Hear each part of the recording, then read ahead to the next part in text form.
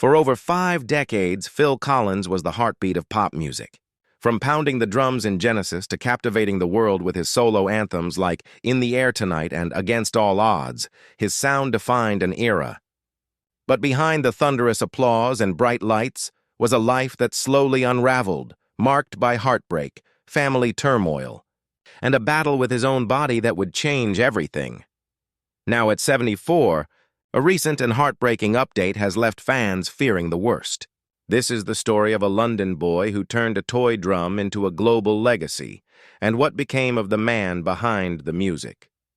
Philip David Charles Collins was born on January 30th, 1951, at Putney Hospital in southwest London, England. He came from a modest, hard-working family. His mother, June, worked in a toy shop before becoming a booking agent at the Barbara Speake Stage School, while his father, Greville, sold insurance. Phil was the youngest of 3 children. His sister, Carol, became a theatrical agent and a professional ice skater, while his brother, Clive, found fame as a cartoonist.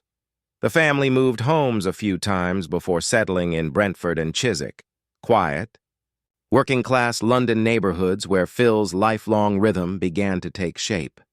At just 5 years old, one Christmas morning changed everything. Phil unwrapped a toy drum kit, a small gift that would set his life in motion.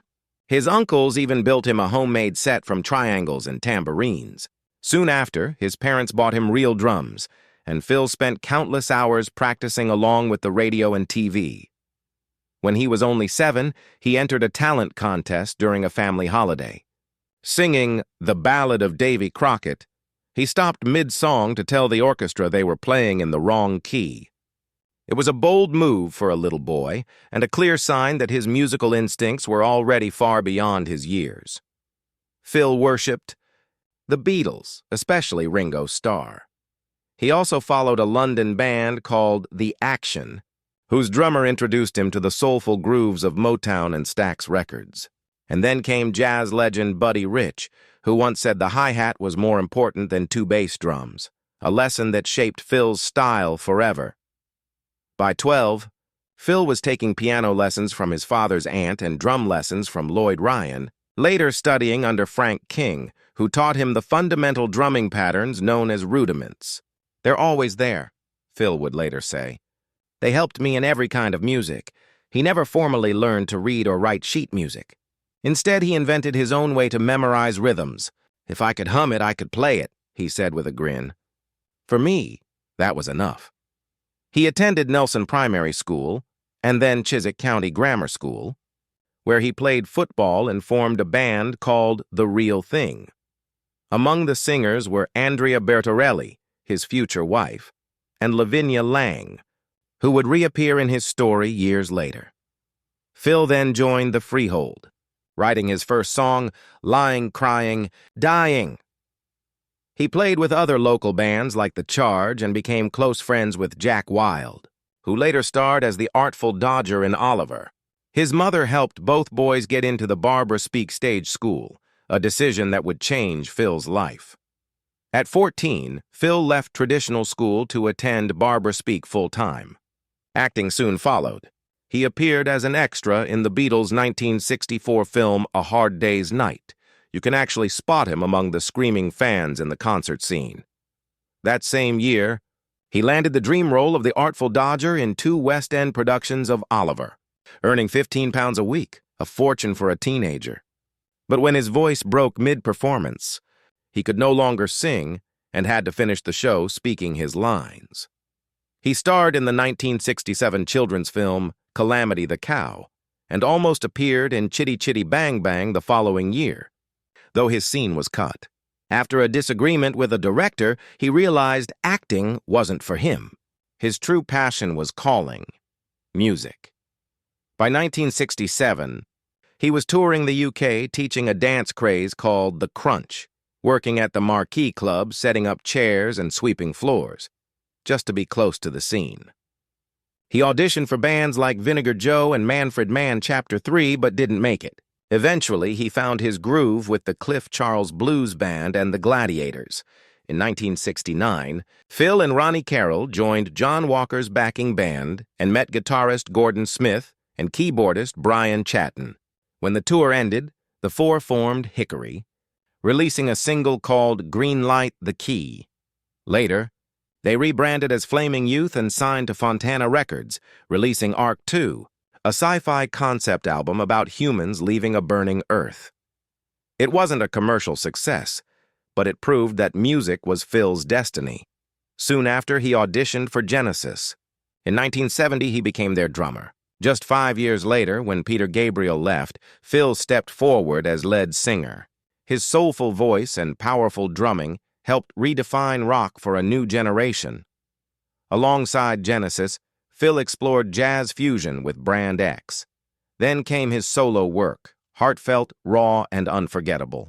Albums like Face Value, Hello, I Must Be Going, No Jacket Required, and But Seriously dominated the charts. His 1985 performance at both Live Aid concerts in London and Philadelphia on the same day cemented his legend. He even returned briefly to acting with roles in Miami, Vice, and the 1988 Filmbuster. By 1996, after decades on the road, Phil left Genesis to focus on solo work. Then came his magical partnership with Disney. For the 1999 animated film Tarzan, he wrote and performed Two Worlds, Son of Man, Strangers Like Me, and You'll Be in My Heart.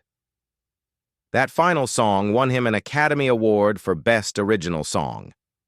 In 2007, Genesis reunited for their Turn It On Again tour. Afterward, Phil took a 5-year break to focus on his family and reflect on his journey.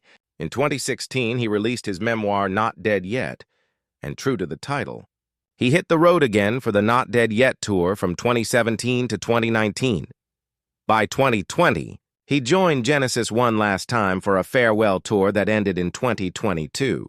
Though his body was frail, his gratitude was stronger than ever. He stands beside Paul McCartney and Michael Jackson as one of the few artists to sell over 100 million records, both solo and as part of a band. His awards shelf is staggering. 8 Grammys, 6 Bright Awards, including 3 for Best British Male Artist, 2 Golden Globes, an Academy Award, and a Disney Legend Award. He's also a 6-time Ivor Novello winner, holds a star on the Hollywood Walk of Fame, and has been inducted into the Songwriters Hall of Fame and the Rock and Roll Hall of Fame with Genesis. Rolling Stone ranked him Dow 43 among the 100 greatest drummers of all time. Not bad for a boy who started with a toy drum set. Phil's personal life has been as dramatic as his lyrics. 3 marriages, each leaving scars and lessons. He married Andrea Bertorelli in 1975, his childhood sweetheart. They had 2 children, Jolie and Simon. But by 1980, the marriage ended.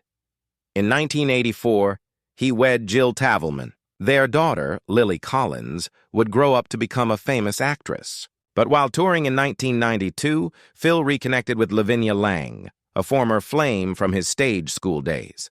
His marriage with Jill collapsed in 1996, ending with a $7 million settlement.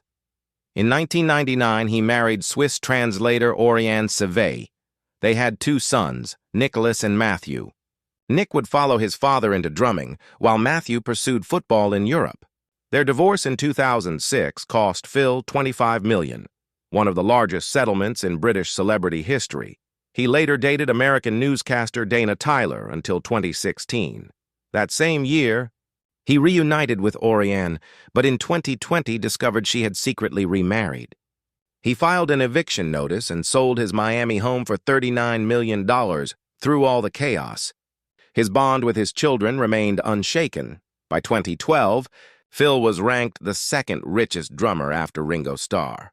By 2018, the Sunday Times valued his fortune at around $120 million, but money brought challenges too. In 2000, he took legal action against former band members Louis Satterfield and Romley Davis, who claimed 0.5% royalties on his live album Serious Hits, Live. The court sided mostly with Phil. He won back half the money he sought. In 2012, he proudly watched his brother Clive receive an MBE for services to art. "We shared a bedroom growing up," Phil said. He was always drawing. In 2000, Phil suddenly lost hearing in his left ear. Doctors said it was permanent, but 2 years later, most of it returned after they found a viral cause, Then came more blows. In 2009, neck surgery left him with nerve damage that robbed him of feeling in his fingers. He had to tape drumsticks to his hands just to play. Depression followed. I thought about ending my life, he confessed in 2010, but my kids kept me going. Spinal surgeries in 2015 didn't restore his full strength. By 2016, his left hand was still weak, and he accepted the long climb ahead. After retiring, heartbreak pushed him toward heavy drinking. In his autobiography, he admitted it nearly killed him. By 2015, he'd been sober for 3 years, but years of alcohol took a toll. In 2017, he revealed his battle with type 2 diabetes and an infected foot that required hyperbaric chamber treatments. That same year, he fell in a hotel room and hit his head, injuring his eye. It was caused by foot drop, a side effect of his back surgeries. From then on, he walked with a cane and performed seated, but the magic remained. Doing the show sitting down changes things, he said. But the connection with the audience never does.